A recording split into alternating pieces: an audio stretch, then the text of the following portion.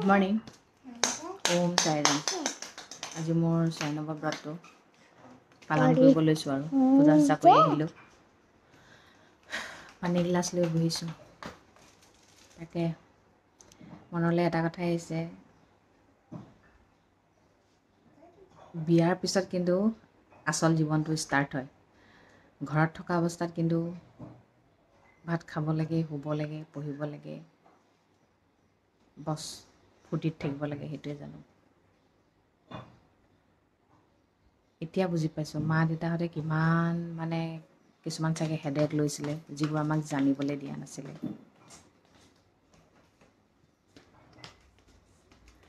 বিয়াৰ পিছত হেডেক নল'লে জীৱন হ'বনে?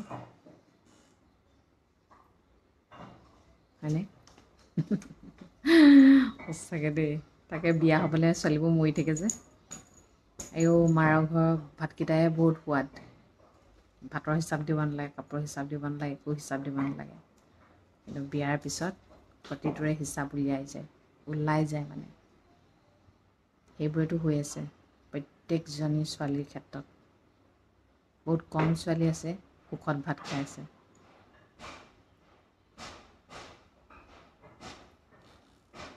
জীৱনটো যে ইমান জটিল, সঁচাকৈ ঘৰত থকা অৱস্থাত জনাই নাছিলোঁ।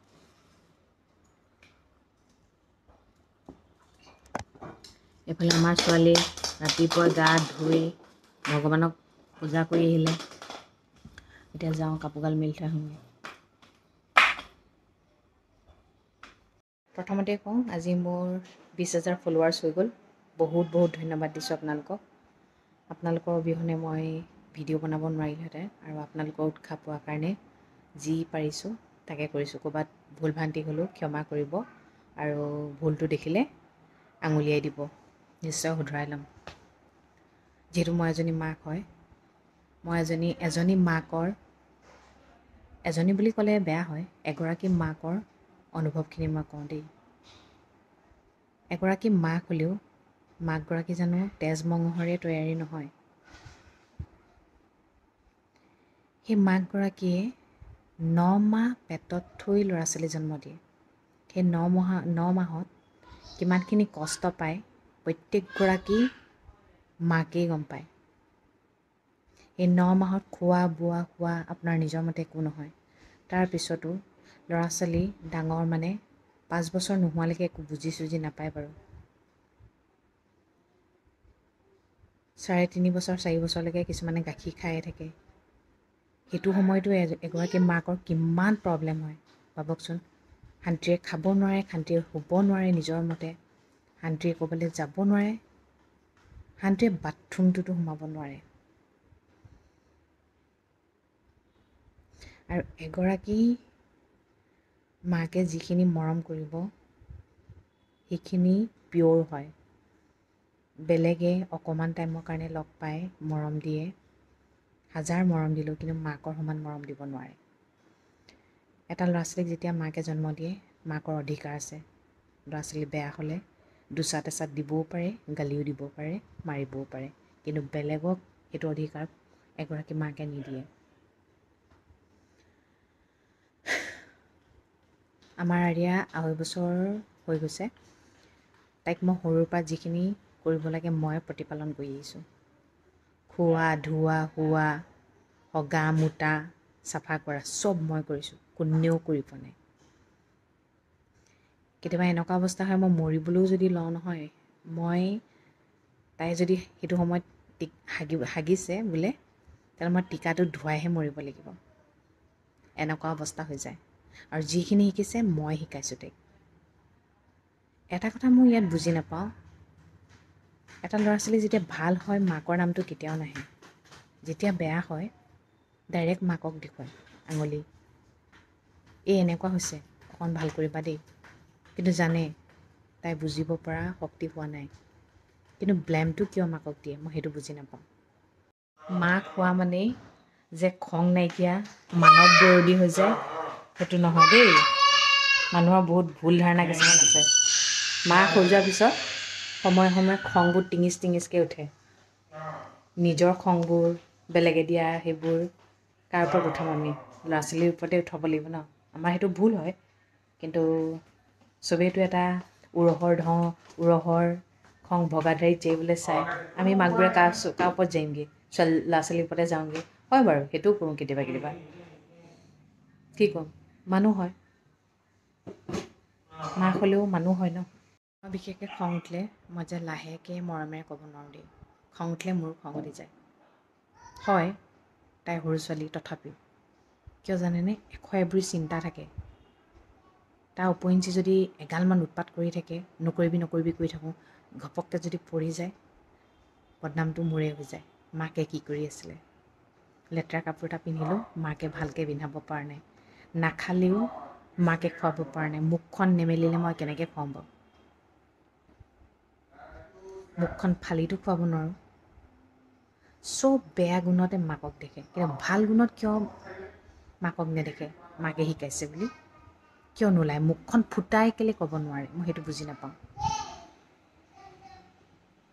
আৰু যেতিয়া ল'ৰা ছোৱালী মই সৰু ল'ৰা ছোৱালী এইবোৰ গুণ বিৰাট বেয়া পাওঁ এই যে মাক দেউতাকক মাৰে আলহীক মাৰে কিবা কৰে আৰিয়াও সেইটো গুণ হৈছে দেই মানে মোক আহি তাই মানে কাৰোবাৰ ওপৰত খং উঠিলে মোক আহি মাৰি দিব কিন্তু সেইটো টাইমত কোনেও কওঁতা মানুহ নাই কিন্তু বেলেগক কিবা এটা কৰিলে মই কওঁ আৰু বেলেগক কিবা এটা কৰিলেও ই আৰিয়াৰ এইটো স্বভাৱ বেয়া হৈছে সেইবুলি মই শুনা পাওঁ কিন্তু মোক মাৰি থাকিলে মাৰক মাকক মাৰক মানে কিয় এইবোৰ কথা মই বুজি নাপাওঁ ইমান অকণমান ছোৱালীজনীক তুমি গালি পাৰিছা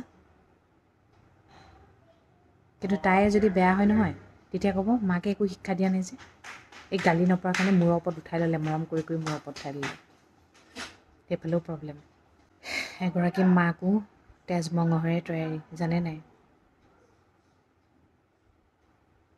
খং উঠিলে গালিও পাৰিব পৰা অধিকাৰ আছে মাকৰ দুচাট এচাট মাৰিব পৰা অধিকাৰ আছে কিন্তু মই বেলেগক সেইটো অধিকাৰ নিদিওঁ মোৰ ছোৱালীক কোনোবাই মাৰিব পৰাকৈ কিয়নো মই তাইক ডাঙৰ দীঘল কৰিছোঁ হয় দেউতাকে পইচা দিছে কিনি দিছোঁ কিন্তু দেউতাকো সিমানখিনি নালাগে মই তাইক দুচাট এচাট দিওঁ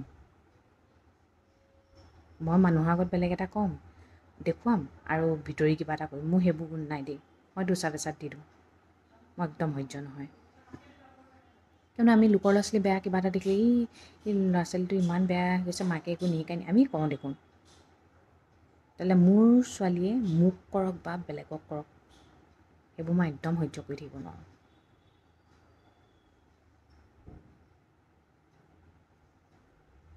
আৰু পৃথিৱীৰ 1000 মানুহ মিলিও যদি ল'ৰা ছোৱালী এটাক মৰম দিয়ে নহয় মাকৰ সমান মৰম কোনেও দিব নোৱাৰে মাকৰ সমান প্ৰতিপালন কোনেও কৰিব নোৱাৰে তেনেহ'লে এজনী মাকক কথা কওঁতে বহুত ভাবি চিন্তি ক'ব লাগে কাৰণ কেলৈ তাই জন্মৰ পৰা মাক হৈ অহা নাই ল'ৰা ছোৱালী এটা মাকৰ কাৰণে নিজক প্ৰাণতকৈ বেছি মৰমৰ হয় আৰু ল'ৰা ছোৱালীবোৰে যে যেতিয়া চিপছ চকলেট এইবোৰ খায় মাক দেউতাকে এইবোৰ খাবলৈ নিশিকায় নহয় বেলেগে মিতিৰ কুটুম চবেই আনি খুৱায় সেইটো বেয়া অভ্যাস হৈ যায় আৰু বদনামটো দিয়ে মাকে খুৱায় কিয় খোৱা হয় এইবোৰ খুৱাব নালাগে নহয়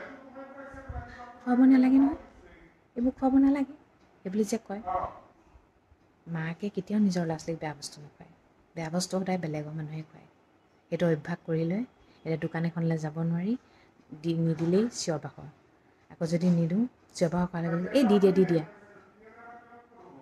তেন্তে মাকৰ নামটো কিয় আহে সেইটো বুজি নাপাওঁ ল'ৰা ছোৱালী এটা জন্ম নিদিলেও চিঞৰ বাখৰ শুনিয়ে থাকিব লাগিব কেতিয়া জন্ম দিবি আৰু ল'ৰা ছোৱালী জন্ম দিয়াৰ পিছতো ইটো এয়া কৰিছা চব বেয়া স্বভাৱবোৰ কৰাই লৈছা চব শুনিব লাগিব চব মুঠতে মাকে শুনিব লাগিব দেউতাকে একো নাই ভাল হ'লে দেউতাকৰ জীয়েক বেয়া হ'লে মাকৰ কাৰণে হৈছে মুঠতে কি জানে লোকক দুখ দিবলৈ বৰ সহজ আমাক কোনোবাই দুখ দিলে আমি দুখ পাওঁ কিন্তু আমি আনক দুখ দিবলৈ বৰ সুবিধা পাওঁ এইবোৰে হৈ আছে মাকবোৰৰ লগত এতিয়া আৰিয়াক গালি পাৰিলে দেউতাকৰ পৰাও মই ইমান গালি খাব লাগে মানে কিন্তু তেওঁ একোৱেই শিকোৱা নাই চব আজিলৈকে যি শিকিছে আৰিয়াই মই শিকাইছোঁ চব পঢ়াৰ পৰা প্ৰাৰ্থনাৰ পৰা আদি কৰি চব মই শিকাইছোঁ। এটাও শিকোৱা নাই আজিলৈকে। বদনামবোৰ অকল মাকৰ, সদনামবোৰ অকল দেউতাকৰ। এইবোৰ আচলতে মোৰ বুলিয়ে নহয়, প্ৰত্যেকগৰাকী মাকৰে কথা। আৰু প্ৰত্যেকগৰাকী যিবোৰ মাক হৈ গৈছে সেইবোৰে তেওঁলোকেও এইখিনিয়ে চিটুৱেশ্যন পাই আহিছে। কিন্তু আনক এনেকৈ নোখোৱাবা, এনেকৈ নিপিন্ধাবা। ৱাহ, মই কি আগৰ পৰা মা হৈ আহিছোঁ নি? প্ৰথমবাৰ মা হৈছোঁ। অলপ হেৰফেৰ হ'ব পাৰে। কথাষাৰ কেনেকৈ ক'ব যেন মই 100টামান ল'ৰা ছোৱালী মাক, তথাপিও মই শিকাই নাই। মই কিন্তু মাৰোঁ আৰিয়াক, দুচাট এচাট দিওঁ।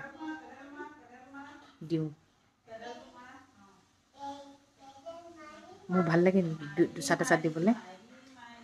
উৎপাত, জোখতকৈ বেছি উৎপাত কৰিলে দিওঁ, নহ'লে নিদিওঁ। উপায় নাই মুঠতে শুনিয়ে থাকিব লাগিব। এখন কাণে শুনি এখন কাণে উলিয়াই দিব নোৱাৰি। কিছুমান কথাত দুখ লাগি যায়, মানে বহুত বেছি দুখ লাগি যায়। এটা ল'ৰা ছোৱালী যেতিয়া পেটত থাকে তেতিয়া দুখবোৰ ভগাই লোৱা মানুহ থাকেনে?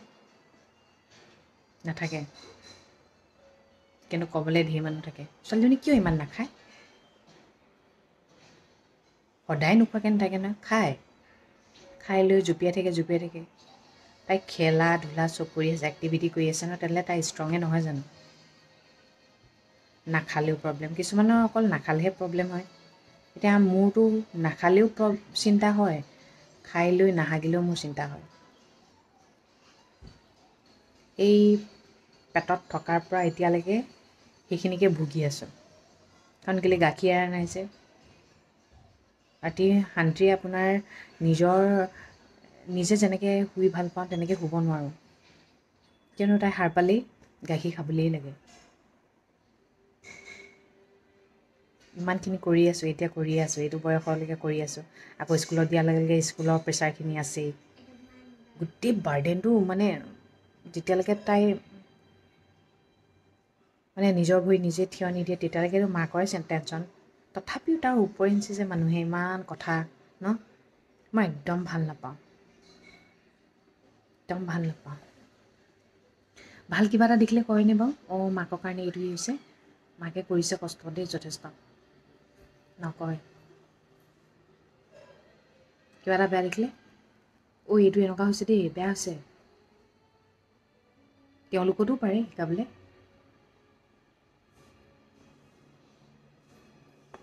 মানে শিকাবলৈ অকল মইহে আছোঁ আৰু কোনো নাই। ঠিক আছে দিয়ক, আজিলৈ ৰাখিছোঁ আৰু।